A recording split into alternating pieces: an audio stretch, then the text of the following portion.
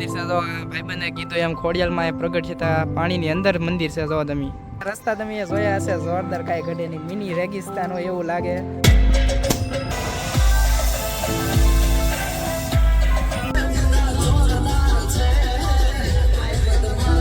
Family કેમ છો તમે બધા? મજા તો ફરી એકવાર આપણે બાંગા ટાકા બ્લોગમાં તમારું હાર્દિક સ્વાગત છે. તો ભાઈ મસ્ત મજાનો કાવો તડકો છે ને આપણે જવું છે તણસા રાજાપડા. આપણે ભાઈબંધના ભાઈબંધમાં જવાનું છે બહાર ગામ.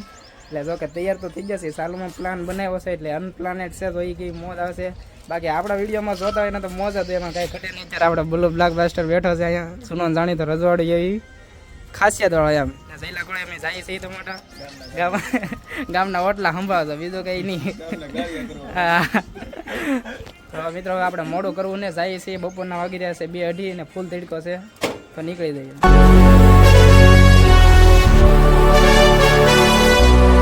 ફેમિલી આપણે તળાજા કારોનું કાપી નાખ્યું છે ને તણસાની સોકડીયા પૂગી જશે. તણસા જો કે આમ થઈ ગયો પણ આપણે અહીંયા સોકડીયા ઊભા છે, હવે અહીં જવાનું છે આપણે તણસા. એટલે આજનું વેધર તો થોડુંક સારું છે પણ થોડુંક વરસાદ જેવો માહોલ છે. કે ઘરે ગામમાં તો એવા 2 વાગે આમ થોડાક સાટા આવી જતા, આ બાજુ કાંઈ છે નહીં એટલું બધું. તો વેધર બહુ મસ્તીનું છે પણ કાવો તડકો છે, 2 કાંઈ છે નહીં. આપણે પૂગી જશે કંટાળા ગામમાં. આપણે કારુના નીકળી જતા આપણે બપોર પહીના, જો કે 1.5 થી 2 કલાક જેવો સમય લાગ્યો ને ભાઈ, તડકો હતો એમાં કંઈ ઘટે નહીં. ને ભાઈ મારો ભાઈબંધ મળી જશે તો 2 વર્ષ પછી મળ્યો છે યાર, વાત પૂછોમાં. આમ 2 હારે ભણતા ભાવનગર, એટલે 2 વર્ષ પછી મળે એટલે ભાઈ એની મોજ જ અલગ હોય. એટલે ઘણો સમય થઈ ગયો ભાઈબંધ મળ્યા. તો કે આના ગામમાં જ લગ્ન છે અને અહીંયા પાડોશીમાં છે, આપણો મિત્ર છે એમ. તો અત્યારે તો આપણે ગોતીડા સવાની એટલે શું કહેવાય અહીંયા, હા અહીંયા બીજું કહેવાય છે અહીંયા રાસ ગરબા કહેવાય છે, રાસ દાંડિયા. એટલે બધે ગામમાં અલગ અલગ રિવાજ હોય અને નામે અલગ અલગ હોય, એ રીતનું છે ફેમિલી. તો તમને બતાવીએ છીએ કઈ રીતનું છે અહીંયા. તો વિડીયોમાં ઠેઠ સુધી બના રહેજો. અત્યારે તો આપણો ભાઈબંધ લઈ આવ્યો છે એના ગામમાં એક એવી અનોખી જગ્યા છે, ખોડિયારમાંનું મંદિર છે, નામ છે આઈશ્રી પોહોળી ખોડિયારમાં કરીને છે. અને ભાઈ અહીંનો નજારો આમ જો વ્યૂ પોઈન્ટ કાંઈ ન ઘટે. ને અહીંના રસ્તા તમે જોયા હશે, જોરદાર કાંઈ ઘટે નહીં, મિની રેગિસ્તાન હોય એવું લાગે. ને રસ્તા તો યાર એક નંબર, કાંઈ ન ઘટે. ઓફ રોડિંગ હોય એટલે એવું તો બાકી સ્થળ તો જોરદાર છે. જો તમે ખોડિયારમાંનું મંદિર છે ને આમ ઘણી બધી જગ્યા છે. આપણે પહેલાં દર્શન કરી લઈએ ખોડિયારમાંના. તો ખોડિયાલમાંના દર્શન કરી લીધા છે ને ભાઈ, મંદિર છે જોરદાર, માનું કાંઈ ઘટે નહીં. તમે પણ દર્શન કરી લો ખોડિયાલમાંના. અહીંયા આવો ને તો એકવાર નજારો તમે જોજો, નજારો તમને પસંદ આવી જાય એવો કાંઈ ઘટે નહીં. મંદિર પણ જોરદાર છે. તમે આમ તો જગ્યા કવડી મોટી છે, ઘણી બધી જગ્યા છે. ખોડિયાલમાંના મંદિરની બાજુમાં એક્ઝેક્ટ મહાદેવનું મંદિર છે. જો તમે નાનું તો પણ જોરદાર મંદિર છે. તમને જે અત્યારે ખોડિયાલમાંનું મંદિર બતાવ્યું ને એ નવું મંદિર બનેલું છે ને અહીંયા જૂનો સ્થાપક જો અહીંયા છે. ખોડિયાલમાંનું મંદિર જો જૂનું મંદિર અહીંયા છે. આપણને અહીંનો ઇતિહાસની એટલી બધી તો ખબર નથી, પણ ભાઈ બને એમ કહે છે ઓલું શું ખોડિયાલમાં તા પ્રગટ છે તા છોકરું ઓલા તળાવમાં ડૂબી ગયું હતું, છોકરું કંઈક મિત્રો તળાવમાં ડૂબી ગયું હતું ને ના ખોડિયાલમાં પ્રગટ છે તા બસાવવા એમ કે હા એ રીતનું હતું. ને મિત્રો શ્રદ્ધા હોય ને એટલે માતાજીની દયા હોય, એમાં કંઈ ઘટે નહીં. મંદિર છે જો ભાઈબંધે કીધું એમ ખોડિયાલમાં પ્રગટ છે તા પાણીની અંદર મંદિર છે. જો તમે એટલે એનો નજારો જો તમે, કાંઈ ઘટે નહીં, એક નંબર લોકેશન છે. અને હું તો ભાઈ મારી જિંદગીમાં પહેલી વાર આવ્યો છું ખોડિયાલમાંના ધામમાં. ને અહીંયા મંદિર છે તો આમ જો ઘણી બધી માછલીઓ છે, પણ અહીંયા કોઈ પકડતું નહીં એટલે સારું છે, લગભગ મનાય છે એટલે જ માછલીઓમાં છે. જો ઘણી બધી મસ્તીની માછલીઓ છે.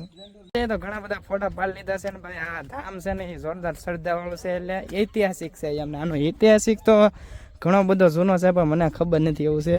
બાકી ભાઈ બને એમ કહે છે આ ઓણની સિઝનમાં જ ખાલી શું છે, બાકી અહીંયા બધે પાણી ભરેલું હોય. જોવો તમે ઓલા પણ હનુમાન દાદાનું મંદિર છે ના સુધી પાણી ભરેલું હોય. લોકેશન જો ફેમિલી કાંઈ ન ઘટે, એકડો લોકેશન. ફેમિલી એમ પાછા રાધેશ્યામ બાપુના દર્શન કરવા આવી ગયા છીએ અમે. તમને બતાવો તો આપણો આ મિત્ર છે ને નાનો આમ થતો ને આ બાપુ તો આને રમાડતા. આ રાધેશ્યામ બાપુની સમાધિ છે અહીંયા, જો બાપુ બેઠા છે અહીંયા. મૂર્તિ પુત્રોની ગઈ મૂર્તિ છે બાપુની, રાધેશ્યામ બાપુ અહીં સમાધિ લીધે છે. બાકી તો આ ભાઈબંધને રમાડેલો છે, નાનો થયો અત્યારે મોટો જબર થઈ ગયો છે. આપણે બધા ભગવાનના દર્શન કરી લીધા છે ને હવે આપણે જવું છે પાછા હદાના, કેમ કે આપણે જમણવાર શરૂ થઈ જાય હોય છે. અમારા ગામમાં તો જો કે અલગ રિવાજ છે આપણે, એટલે બધે અલગ અલગ ગામમાં અલગ અલગ રિવાજ હોય. અમારે બપોરે જમણવાર હોય, આવડાને સાંજે જમણવાર છે.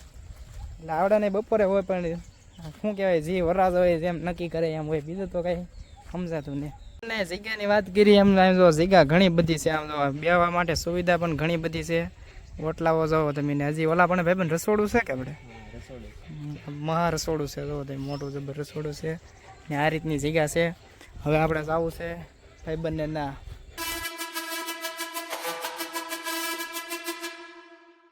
થોડું જમણવાર અહીંયા શરૂ થઈ ગયું છે ને આ રીતનું અંદર જમણવાર છે એટલે અંદર જાય એટલે તમને બતાવી કઈ રીતનું છે. જમવાનું તો શરૂ થઈ ગયું છે જુઓ તમે.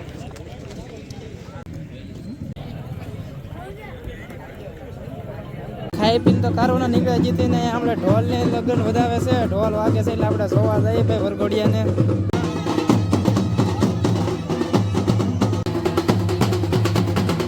અત્યારે રાતના વાગી જશે 11:30 ને અત્યારે ડીજે આવ્યું છે આ રીતનું જોવા તમે. જમણવાર હતો અહીંયા બધું રેડી કરી નાખ્યું છે ને હવે ડીજે આવી ગયો છે. ગોતીડો શરૂ થવાની તૈયારી છે.